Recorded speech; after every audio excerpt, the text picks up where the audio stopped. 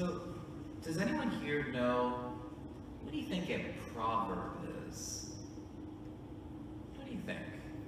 Have you ever heard that word before? Maybe it's the first time. Is this the first time anyone's ever heard that word? Yeah? So, a proverb is like a wise saying. And we have wise sayings even now. Maybe your parents have taught you some, maybe your teachers have taught you some. Here's a couple of them that you could maybe think of in our time. The person who plays video games 2 hours before bed will not be able to sleep very well. Do you see how that's kind of a wise thing? If we're playing video games for 2 hours and then try to go to bed, has anyone ever tried that before? Yeah, it's hard to go to bed. Or what about, here's another before bedtime one. Someone who drinks a whole bunch of caffeine before bed won't be able to sleep very well.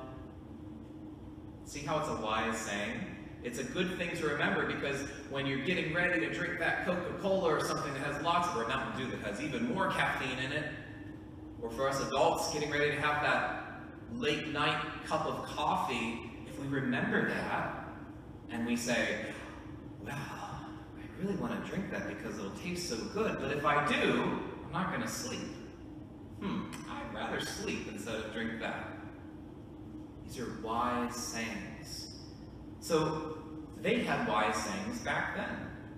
These would have been written probably by David's son, King David, the one who fought against the giant Goliath, used his slingshot. Well, he became king, and then his son was called Solomon.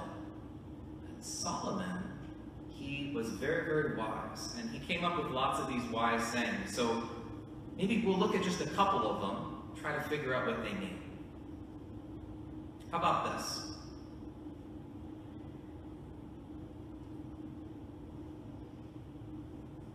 Whoever makes a fortune by a lying tongue, so by telling lies, is chasing a bubble over deadly snares. What do you think that means? Some of those are kind of big words.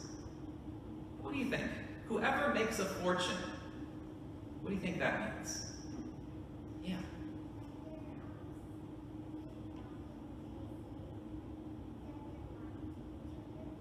Okay, so they're making like a business out of lying, making a fortune. Maybe that means the person's lying a lot and they sort of use that to maybe get things. Well, if they're doing that, then they're chasing a bubble. Has anyone ever chased a bubble before? When you blow bubbles and you're like running after it, it's fun to run after them in the field. But imagine if you had to run over a whole bunch of spiders. Yeah, sorry about that. That woke us all up. Or snakes. Or alligators. Yeah, now, wouldn't that not be a good idea? It's fun to run and chase a bubble when you have nice fields and soft grass. But it's not a good idea to chase a bubble over a whole bunch of alligators that are beneath you. It's not a smart thing. So what this proverb is saying is, it's not a smart thing to lie to try to get ahead of other people.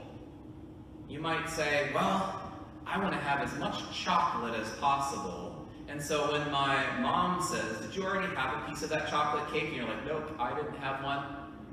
And they're like, oh, okay, well, here's your first piece of cake. And you might be thinking in your mind, I'm just going to keep pretending. And then when I go to Dad, and Dad says, well, have you had any chocolate cake? And you're like, nope, I haven't had any. And then he gives you your first piece of chocolate cake. And now you have 3 pieces of chocolate cake. You might be saying, wow, I could do this more and more, but that's when we get in trouble. Because when we lie, there's actually another proverb that says, when you lie, you create a web of lies. So who here loves spider webs?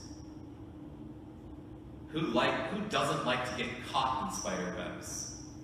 Yeah, when I like ride on my horse and there's a whole bunch of spider webs that come there, not fun. Well, when we lie, all of a sudden it's like another part of that web. Because has anyone ever maybe said so many lies that all of a sudden they have to start covering up for the lies that they said with new lies, and new lies, and new lies, and new lies, and pretty soon you're kind of holding up like 20 different lies to try to protect you from the one lie that you said at the beginning. And many times that doesn't last for very long, right? Because sooner or later, the truth will come out. And so if we make a living, if we sort of live our lives saying the way that I'm going to be the best version of myself is by lying to others, well then it's going to be like chasing a bubble over deadly snares, over the alligators, because sooner or later, it's not going to work. So there's one of them. I'm going to just say one more. Let's see, which one? Oh, okay, well, how about this one? How about all the ways of a man may be right in his own eyes, but it is the Lord who proves hearts. What do you think that means? All the ways of a man may be right in his own eyes. What does it mean something is right in your own eyes? Maybe that means if I think that pushing someone out of the way in order to be first in line is the best thing to do, is that right? No. Or here's a funnier one. What if I thought that eating this candle was the tastiest thing I could have for lunch? If I went over here and I'm like, I can't wait for lunch, I'm going to eat this candle even with its flame, would you kind of look at me and say, Father Andy, don't do that. I think there are things a little better for you to eat. And what if I looked at you and said, nope, I really think that this candle is better than carrots? And you might say, well, Father Andy, you might think that, but you're not right. That's what this means here, that someone could think that they might be right in their own eyes, but who's the only one that can show us what is the right thing to do and the wrong thing to do? Because sometimes we can get confused and we might say, well, maybe I'm going to lie and that's going to be best for me. But that's not right. Who's the one that will show us always in our heart what is good and what is wrong? Yeah. What's that? God. Yes, very, very true. So it says, but it is the Lord who proves hearts. In other words, it's always important to go to God and say, what is the right thing to do?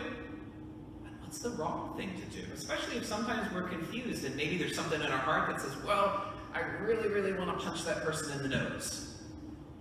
Well, then we bring it to God and we say, God, is this the right thing to do? Will this make me the better version of myself? Or is it something that's going to maybe take me away from that better version? And God will always show us, if we spend time with Him, He'll move our heart to say, you know, even though there's part of your heart that wants to do that, it's not going to be good for you, and it's not going to be good for them. So those are a couple of the Proverbs here. There's a whole bunch more. But you know what you could think of is maybe as a fun thing that you could do sometime is make up your own proverb. Think of a wise saying. Think of something that you could write down, just like how I was saying, you know, these different ones about if you drink caffeine before going to bed, you're going to stay awake.